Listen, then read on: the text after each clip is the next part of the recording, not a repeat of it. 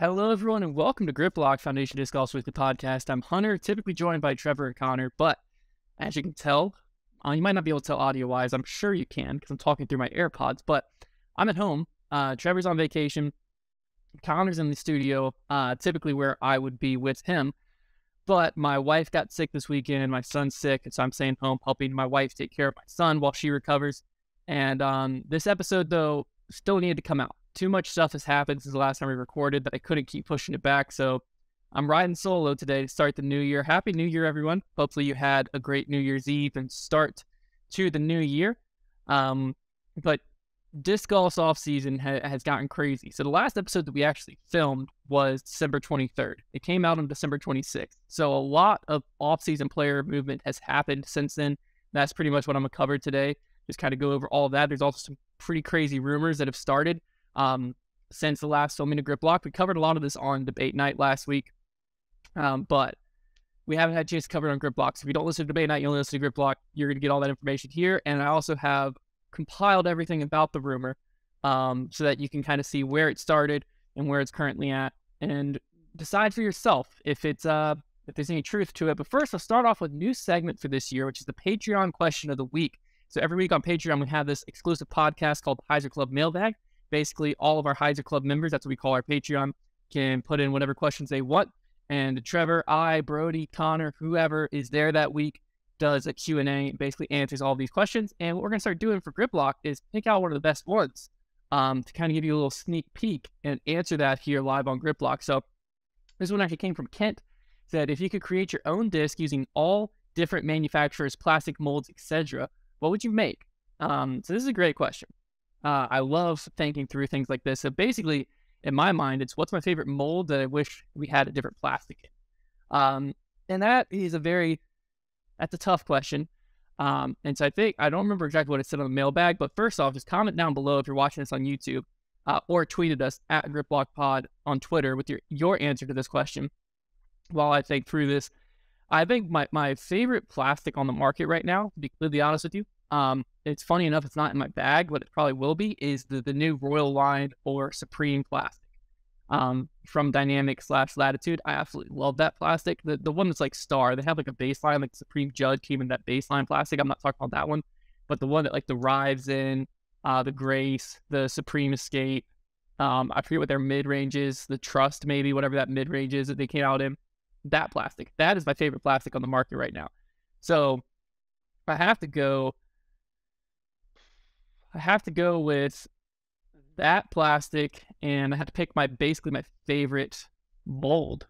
We'll just go with Thunderbird. We'll go a Royal Line Thunderbird. I think that's where I'm going with that. So thanks for your question, Kit. Hopefully you enjoy this new segment. Sorry, I'm mixing myself here, so hopefully I don't sound too rough. But yeah, it also, if you haven't checked out our Heiser Club, there's all kinds of benefits. There's $5, $10, and $20 tier. $5 tier gets you access to the Heiser Club mailbag, the monthly bonus video that we do exclusively that's created for and by the Heiser Club. So essentially people vote on what they want to see. We shoot a video specifically for them to add more content. The $10 and $20 tiers bring in some discounts to our store, as well as a bunch of other benefits. But new this year, if you subscribe on the annual plan, any annual plan, from now through January 31st, you'll get a free yearly disc. So we used to do the yearly disc for Marble tier only, but this year we found a better way to kind of put it all together. So from now till January 31st, if you subscribe annually, you'll then get to have your say on what this annual disc is. It'll be a custom stamped disc exclusively to the Heiser Club. That's for any tier. So if you join the annually for the $5 tier, you get 12 months of the Heiser Club member, meaning you get access to that podcast, you get access to the exclusive videos, you get access to all of that. And in addition to that, you get an exclusive yearly disc that we're bringing back for this year. And if you join on the $10 or $20 tier for the annual, so again, you get that discount all year round. You get everything that we just talked about with the $5 tier, but you also get the yearly disc, and you'll get an invite to the Heiser Club Championship, where every year we're going to crown the Heiser Club champion. That'll be happening this fall in Lynchburg, Virginia, our hometown. So everyone will be able to come in town. Depending on how big it is or how small it is, will depend exactly like what all we get to do. But we're planning that event out. But yeah, so now till January 31st, if you subscribe on the annual plan, you can find all this information over on patreon.com/foundationdiscgolf, but you'll get those new benefits. They were much coveted benefits on previous years. Logistically, it was hard to pull off when we were doing it every single month. So we, met back in December, figured out a new way to do it that we could provide people's favorite benefits in a way that is sustainable. And we feel like this is the best way to do it. So if you join annually from now through January 31st, not only do you get a year of all the Heiser Club benefits, but you can also enter the Heiser Club Championship Invitational only for Heiser Club members on that $10 or $20 tier, or if you're on the $5 tier or any tier annually, you'll get that new yearly disc. So yeah, shout out to our Patreon, and thanks again everyone who is a Patreon for allowing us to do what we do. That's a huge part of how we're supported out here, being able to provide this type of content for you all. So no actual sponsor for this episode because our Patreon is making it happen. So thanks, Ed. Again, that's patreon.com/Foundation Disc Golf. All right, let's get to the nitty gritty. Let's get why you're here. The off-season player tracking. So all these moves I'm about to talk about are moves that have happened between January or December 23rd and today, January 3rd. I'm sure stuff's going to come out between me recording this morning and me posting this afternoon. But because now that we're in January, I'm assuming a lot of these people who've announced they're leaving their sponsor will now announce where they're going. But as of now, there's a lot of people still up in the air. I'm going to just kind of go over this list. We'll talk a little bit about each one if I have something to say about each one. And then we'll get into a few bigger questions later on down the list. But first one that happened, I think it was literally December 23rd, but I think it happened after we recorded our last Grip Lock, was Cole Redalwin has left Infinite Discs.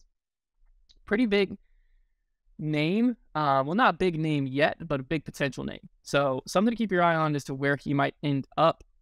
Definitely interesting. I don't think anyone really saw that one coming. Chris Clemens staying with Dynamic Discs for 2023. I'm going to read through the whole list and I'll come back and touch on it. I think that's going to be a better format. Chris Clemens staying with Dynamic Discs for 2023. Thomas Gilbert has left Prodigy and has now signed a deal with ThoughtSpace Athletics.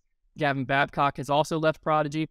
Andrew Presnell has announced he's staying with Discraft, but he's no longer on their elite team, so that'll be interesting to keep an eye on. Deanne and AJ Carey have signed a deal with Lone Star. They were previously with Innova.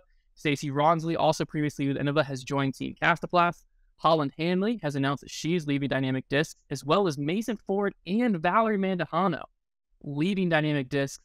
Bradley Williams staying home with Innova in 2023, and Innova is also able to keep Henna and Evelina. Big signings there. And Maria Oliva has also now signed with ThoughtSpace Athletics, a previous Innova player.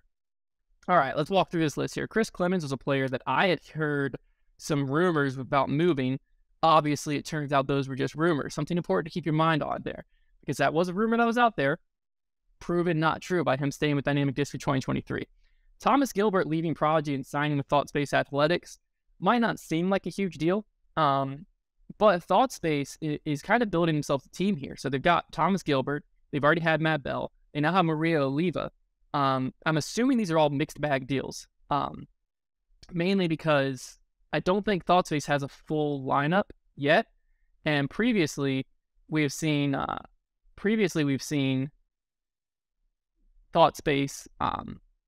Sorry, I was just checking something there. Previously we've seen ThoughtSpace like tied in more with mixed bag sponsorship. So we've seen people on like Team Infinite and on Team ThoughtSpace.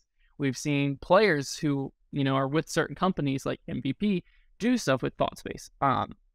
So them having these relatively big hitters. I mean, Thomas Gilbert is no joke MPO player. Maria Oliva has a pretty big upside. Them landing both of them as exclusively Team ThoughtSpace is very fascinating. It'll be very interesting to see kind of what ends up happening there.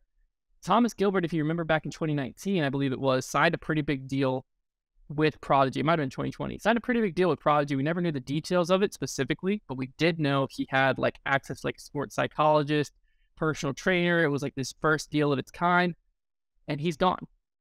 With Gavin Babcock also leaving Prodigy, my mind immediately goes that hopefully this is them freeing up some of their marketing budget to sign Gannon to an extension this offseason.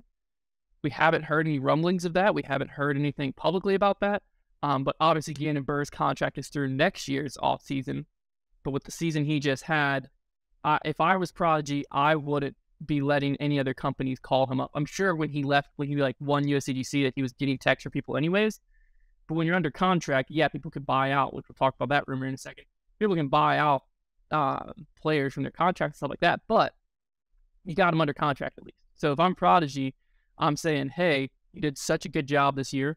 We want to go ahead and extend you for at least another year, hopefully 2 or 3 years. That's what I'm guessing or hoping is happening here with Thomas Gilbert and Gavin Babcock leaving, but who knows? The next player down the list, Andrew Presnell, staying with Discraft, but bumped from their elite team. I believe that Ben Calloway is in the same boat. I believe he's staying with Discraft, but bumped from their elite team as well. Interesting there. To me, like Presnell, and there's been some players on Discraft's elite team for a while that it seemed like they just didn't, once you got to the elite team, you didn't really ever get moved off of it, at least in my outside perspective looking in. I'm assuming that these moves are making room for people. One of the big people on the table, Anthony Barella. Could that be something where they're making room for him? We also just talked about Valerie Mandujano leaving from the elite team or leaving Dynamic Disc. Could this move be making room for them? Brody Smith's contract's also up. He previously was on the elite team. I don't see them just moving players off of the elite team without someone filling their shoes. Because like this is the Force. Presnell had the Force, and Ben Calloway had the Undertaker previously. AB throwing an Elite Series signature Force. I mean, that makes sense to me. Valerie Mandujano could easily have her name on that Undertaker. Mason Ford also could have his name on that Undertaker. I don't know. It's interesting. It's definitely something to keep your eye on. I don't think that this Presnell and Ben Calloway move off of the elite team was just by chance. I think that someone must be coming to Discraft for those moves to have happened. It'll definitely be interesting to see. Lone Star continues with their sightings, Deanna and AJ Carey. No offense to Deanna and AJ, but that's not a huge signing. Lone Star keeps hinting to this big signing coming. They've obviously signed like Emerson. We've talked about some of these players they've signed. Nico is a huge one, but they keep saying January they have a big announcement. It'll be very interesting to see who that big announcement is. But more people signing with Lone Star is kind of the storyline here because you also have some Texas people on the table. Lisa Fake is still on the table. Mason Ford, Valerie Mandujano, Holland Handley, all on the table. And I believe all Texas locals. Lone Star is a possibility, a strong possibility for all of them. Another Texas company that people have been talking about with Mason, Val, and other players moving to Texas is Mint Discs. We haven't really seen them have a strong pro team, if a pro team at all, unless I'm mistaken. That could be something where they make some moves this offseason as well. So something to keep on the table there. Stacey Ronsley joining Castaplast. Not many big names are on Castaplast out there. I know Luke Sampson is one of the big ones. But it'll be interesting to see. I think Castaplast is some of the best plastic on the market, personally. So I don't think Stacey Ronsley is going to be hurt by this move at all, but it will be cool to have a shot at seeing some Castaplast on lead cards and stuff like that. Holland Handley, Mason, and Val leaving DD. Pretty shocking move, if I'm being completely honest. Holland Handley, huge upside. Valerie Mandujano, their best FPO player. And Mason Ford and Val are kind of like package deals. Mason and Val, I believe, still had time on their DD deal, meaning they left early, if I'm not mistaken there. I was surprised by this move. I'm very curious to see where these three players end up. Historically, Mason and Val tend to stay together. I don't know if that'll happen in this offseason. Lone Star is a big possibility here. I think Lone Star is probably the favorite, if I were to guess. The only other place I'd see Val going, at least, is Discraft. Her sister's at Discraft. Her sister has a Ledgestone deal. I think those Ledgestone deals are pretty lucrative for players from what it seems. So would it surprise me for Val to end up at Discraft with her sister? She previously was always with her sister. She also, the Mandujanos have always been close to Paul. So Discraft, I think, could make sense. But if you're just looking at this objectively, you're not using any, because like once they split where Val stayed at Innova, her sister went to Discraft, and I think Val went to DD, or maybe they moved at the same time, but they went to different companies is the point. Once they went to different companies, there's no reason to think like, oh, they have to be together anymore at the same company. So that's the only reason I have for Discraft. If you're looking at this objectively, you're not taking any of that into consideration. Lone Star is the one that makes the most sense. Because the Lone Star, again, is talking about some big signing they have coming in January. Valerie Mandujano would be a very big signing for Lone Star. Now, if Lone Star picks up Mason, Val, Holland, and Lisa Fakis, who are all on the table right now, or AB is on the table too, that would be wild. It's gonna be interesting to see who Lone Star has in store. But in my mind, Lone Star, Mint, Discraft, those are the names that I'm hearing thrown around for these players. So Holland, Mason, and Val, definitely something to keep an eye on. Bradley Williams staying with Innova is a big move for Innova. Also, Innova keeping Henna and Evelina. We'll talk about Innova here in a second as a whole, but those are big moves. And then Maria Oliva, we just talked about with ThoughtSpace as well. very interesting to keep an eye on that. Brodie Smith, we talked about him previously, about the not Lone Star, the Discraft Elite team. But Brodie, I don't know if y'all saw, made a rather cryptic post.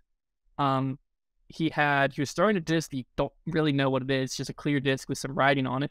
Looks like a prototype of some type from somewhere. That has a stack of discs next to him that contained Prodigy, MVP, Innova, I believe were the ones on the stack of discs. Then had a DD box off to the side.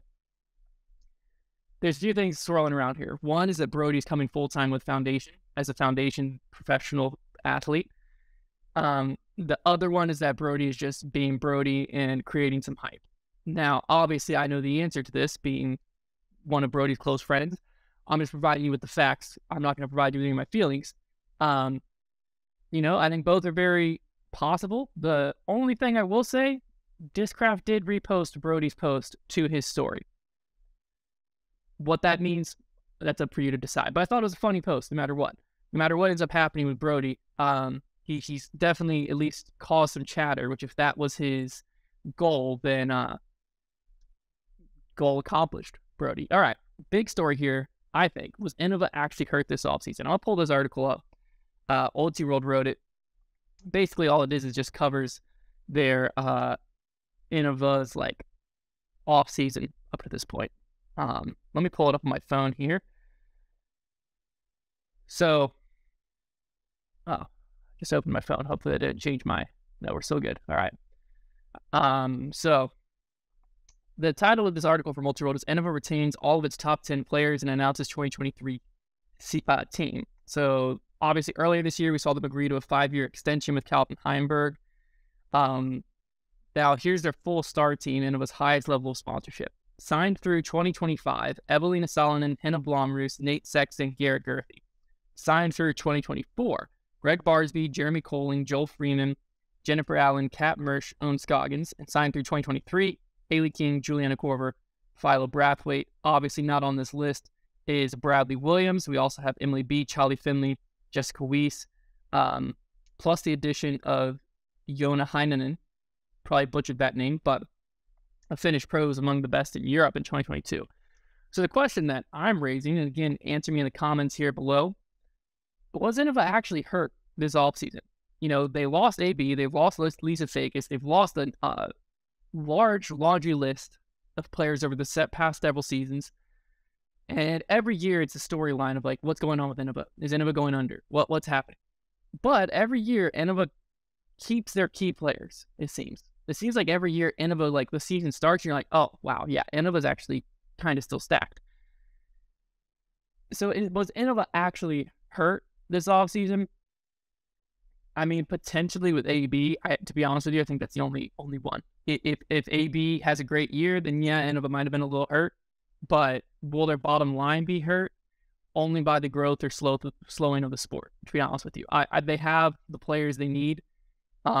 Especially Evelyn and Henna, that's going to be that you're guaranteed at least one of them basically on a lead card at almost every event they play in. And they're both very marketable. They kept Bradley Williams. He's a dominant player. They have Nate Sexton and Big Germ, the Jomez guys. When you take every year, I feel like we get to this point where so many people have left Innova. This goes back to 2018. Every year, I feel like this is the same discussion. So many players leave Innova. Everyone craps on Innova. Then the season starts, everyone's like, oh, wow, actually, Innova's pretty solid. And I think that's exactly where we are right now. We're like, oh, crap, wow. They kept everyone. They kept everyone they needed to. Calvin Heimberg on the MPO side, do you need someone more than that? It's tough. As much as it's Innova seems to be a company that's willing to say no more than other companies. This offseason, I think that's a little bit untrue. I think a lot more companies are willing to say no to these mid-level players, mid to lower level touring professionals. They could obviously all smack me around. And that's so stupid I have to clarify that, but the comments would say something like that, so I do have to clarify it. But these mid to lower level touring pros, Innova's for years been willing to say no to, where other companies weren't. This year it seems like a lot more companies are willing to say no, which I think just shows that the top players are demanding more money. Companies are understanding how important it is to have a good marketable player on your team, and that each company needs at least one of those guys or girls. and they're willing to pay them. And their marketing budget, though, isn't just magically growing by hundreds of thousands of dollars, maybe, whatever these deals look like. So they got to free up money somewhere. And I think that's where these mid to low level players kind of fall, is like, if you're not separating yourself by your play or by your social media presence, you're not worth it to us. And it's a harsh reality of the current disc golf like landscape, but it's the truth in my mind. Players are starting to realize, like, hey, I got to set myself apart or I'm going to be forgotten. And there's several players out there that I think their names are slowly being forgotten as the field grows, as the field takes off. And there's some players that are doing a good job of being able to kind of stay relevant, stay in the limelight despite great finishes. One of the best players of this, in my mind, is Eric Oakley. He still has a strong fan base, regardless of his finish. And that, yes, that has to do with social media. It also has to do with him. His personality kind of makes him stand apart a little bit. A lot of players kind of just blend together. Eric Oakley, he's a little bit more charismatic, I guess you could say, stands out a little bit more to where people know his name regardless of what he does on the course. That's what these mid-level players have to be doing. You have to make it where, yeah, if I pop off and have a great finish, perfect, awesome. It's amplified because of how much people already like me. But if I have a struggling finish, I'm still worth a lot of money. Someone coming down the pipeline, obviously these rumors are about to start talking about Simon Lizotte. He's also a great example of this. Top-level player, arguably one of the best players in the world. Actually, not arguably, is one of the best players in the world. Arguably player of the year last year. There's a good argument to be made for him. But if you think back to last year, we're playing in this new preview show we're doing, and I was like looking through some of the early season stuff, and I'm like, wow, Simon wasn't there. Like Las Vegas, Simon wasn't there. Simon could have done something there. We forget he's been injured with his elbow. He's had a kid, but his name stays relevant because of his social media. So Simon is worth a ton to companies because he's able to go out and win week in and week out, right? He proved that last year. But when he's not out there, or if he comes out and finishes in 30th, 40th, wherever, it doesn't matter, he's still moving plastic because of his social media and because of his name recognition. That, I think, that name recognition is what players, it doesn't have to be through social media. There's other ways to do it. It's easiest through social media, but it can be like Eric Oakley. A lot of the social media that he got known for wasn't necessarily him creating it. A lot of it was through DD, through Dynamic, before he left Dynamic. That's something players can look at. Is like Brian Earhart. He's still a relevant name, yes, because of commentary, but also he's doing these series with Discraft. That's something to look at because there's a lot of value in that. And I think that's where these mid to low level players that right now might be saying, like, I'm worth more money, and their company's like, peace, get out of here. That's something to think about, is like, where's your value line? If it can't be on the course, if you're not good enough to constantly be on lead cards, top 10 finish week in, week out, you got to find your value somewhere else. And I think companies are starting to say that, and hopefully players start to respond. Let's talk Simon. The Simon rumor saga. If you haven't heard this rumor, it's that Simon Lizotte is leaving Discmania and is headed to none other than MVP. This would be, first off, before we talk about where this rumor came from, how it happened, this would be the biggest move in disc golf since Paul McBeth left Innova. Period. The Ricky move was big, but Ricky's moved a lot. Simon and Discmania are synonymous. Much like Eagle and Discmania are synonymous. Simon and Eagle are synonymous. Like, if you think Discmania, you think of the Crush Boys. If you think Discmania, you think of Simon. For Simon to leave Discmania, that would be a massive shift. Very similar vibe to when Paul left Innova.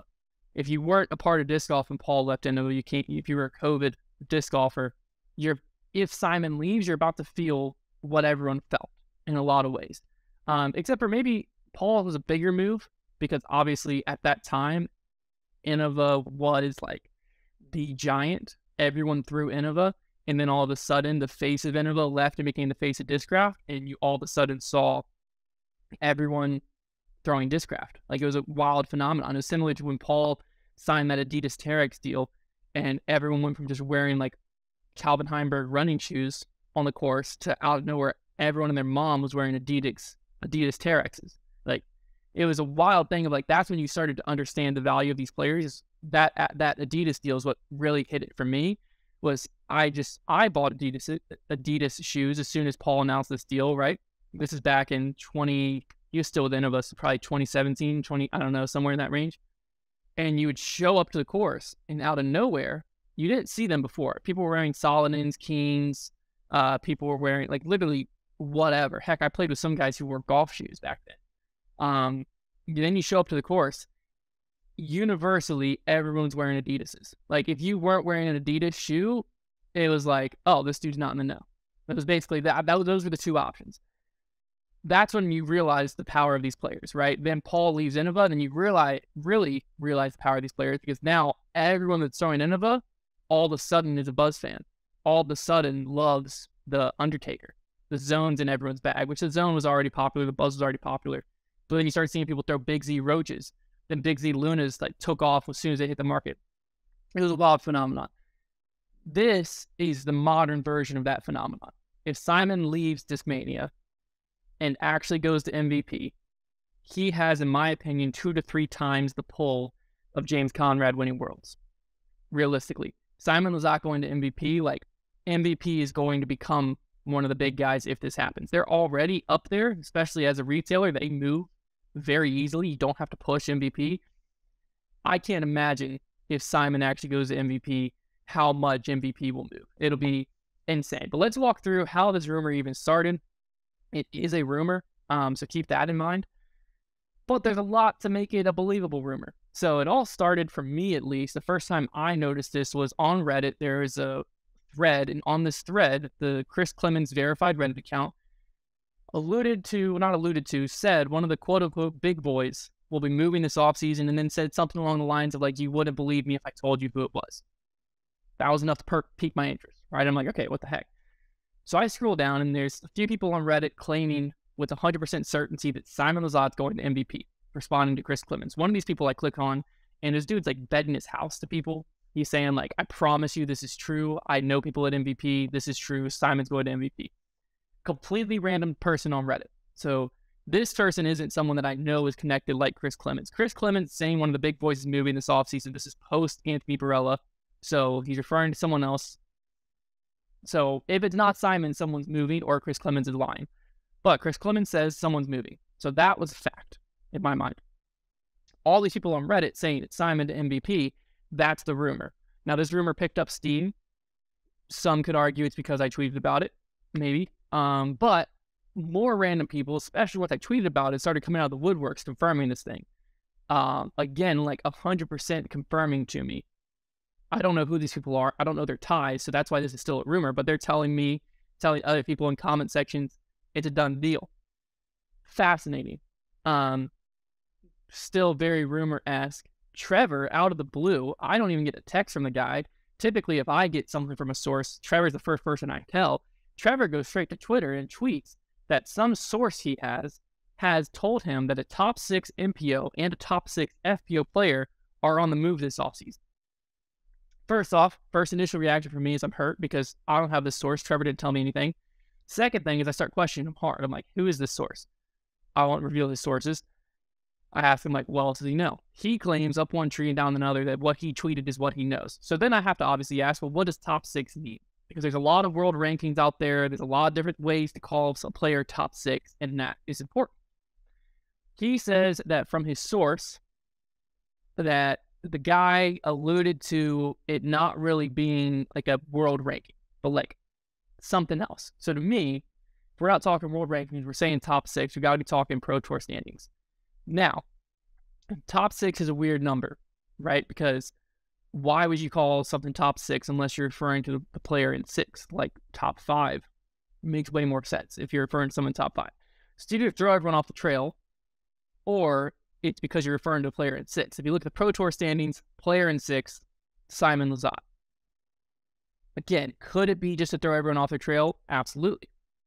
Could it mean that Simon Lizotte's move is confirmed? Also, absolutely. We'll know here in the next few weeks. Is top 6 on FPO? Valerie Mandujano fits in there. She's on the move.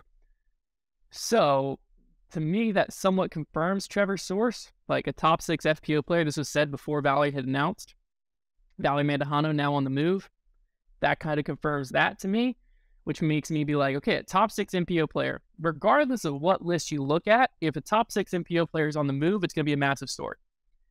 The only one where rumors align with someone in the top 6 is Simon Lizotte, Pro Tour, top 6. That's the only one. I haven't heard rumors about Eagle, Ricky. We already know Calvin signed a deal. Paul, there's no chance Paul's going anywhere. Chris Dickerson falls into the top 6 some places. He just posted recently about how much he loves Discraft. Like, I'd be shocked if he's on the move. I don't know. So I put a tweet out there, and I said that if the tweet got 2,000 likes and Simon made this near impossible move, that I would putt with Ion for 2023. The tweet has 2,000 likes, so Simon, your move. I know Simon's a friend of the show. I don't know if he listens to every episode, but it's fascinating, man. So that's the stuff that that's everything I know about this Simon rumor saga. If we don't hear anything the whole month of January, safe to say it was false. Simon has been posting on YouTube, and he's decked out in Discmania stuff, throwing Discmania discs. He's still pushing their like mystery boxes and stuff. I don't know. I can see both sides. I like to believe that something huge is going to happen and there's going to be a big mix-up, so I'm on the fence if Simon's going to MVP. But you now know everything that I know. So people on Reddit are 100% convinced. Chris Clemens alludes to one of the big boys moving. There was another Chris Clemens tweet, actually, now I'm thinking about it, where someone had basically, I'm not going to be able to find it because I didn't quote tweet it. Someone had basically tweeted their like off-season predictions. So it had like Pate Shoe to Infinite, I believe, Anthony Barella to, or no, it was Page Shoe to Discraft, Anthony Barella to Infinite, and Simon. It was Simon to one of, there's 3 companies. I'm butchering the tweet. There was 3 companies. It was Infinite, Discraft, MVP, and there was AB, Pate Shoe, Simon Lizotte. And that person had them mixed up some way. And Chris Clemens responded to that and basically said, you're off, but the puzzle pieces are all there. What does that mean? To me, the AB to Discraft rumor, that fit into there. Page Shoe, I've heard Infinite Disc rumors, which just leaves Simon Lizotte to MVP. Either that, or he's saying, I don't know, if he's saying like those 3 players are on the move and those 3 companies are where they're going, you just have them mixed up, then that is to me what's happening. Page Shoe's going to Infinite, Anthony Barella is going to Discraft, and Simon Lizotte's going to MVP, but who knows? Chris Clemens could also just be pulling a fast one on all of us and just causing the disc golf world to go into a chaotic storm when nothing's actually happening. But that's it. That's the episode. A lot of information I just threw at you. Comment down below what you think. Do you think that Simon Lizotte's actually on the move? Do you think he's at Discmania for life? Who knows? I can see it clearly both ways. If Simon does leave, it's because MVP paid him, I'm sure. And if MVP paid him, then when Eagle McMahon's contract is up, unless Discmania can afford Eagle, which you would think if Discmania could afford to keep Simon, Simon wouldn't move. So if Simon does move, that would tell me that Eagle McMahon's probably on the move in the next year or 2, which would be, if Discmania loses Eagle and Simon, I mean, that's marketing-wise, what else do they have? I don't know. It's definitely something that's going to be very interesting. We'll have to just kind of see what happens. There's so much going on this offseason. I'm sure next week's episode will have a lot of answers to a lot of these questions. The big fish that's confirmed on the table is Anthony Barella. That's the big one that we know is moving, that we don't know where he's going. That's the one I want to know about. The Simon Lizotte rumor, we might never know. Could just be someone that's having some fun with their free time and created a rumor that took the world by storm. We'll find out here in the next few weeks, I'm sure, but hopefully next week when we talk on Grip Locked, we have a lot of these answers to the disc golf offseason that as of right now is a big question mark. But yeah, hopefully you enjoyed this episode. Again, check out the Heiser Club, patreon.com/Foundation Disc Golf. Lots of new benefits over there, specifically the disc and the Heiser Club Championships Invitational Tournament. Join annually from now until January 31st to get access to that. We have some more stuff coming down the pipeline I'm pretty excited about. I don't want to spoil any of it. We should be able to announce it over the next week. I believe one of the announcements is coming Friday on our email list. If you're not subscribed to our email list, foundationdisc.com, scroll to the bottom, you'll see a little subscribe to our email list. And speaking of email lists, we might be starting up a little Grip Locked email list so that if you for some reason can't listen, you can just get it all, this information, basically the show notes, sent to your email every week. we figured we're already doing the research, we're already planning the show. Why not send it out to you? If that's something you're interested in, we might be starting that in the next week or two, because I feel like as the season gets started, that'll be an important resource for people to have. Pretty excited about that. And I've alluded to this new preview show a few different times. That's gonna be coming for every Pro Tour, every major. It's gonna be a step in a more serious direction. We're Grip Locked. We have a host. Trevor and I will be the analysts, if you will. But essentially, last year we did the Grip Lock preview show. This year it's its own show. More details about that will be coming out as we get closer to Las Vegas. But we just did our first test run through with it last week, and I think people are really going to enjoy it. We're building out a new set for it. All kinds of stuff coming down the pipeline. We're very excited for 2023. Hopefully you're having a great new year so far. We'll talk to you back in the studio with Trevor and Connor and myself next week, where hopefully we have some more answers to these off-season questions.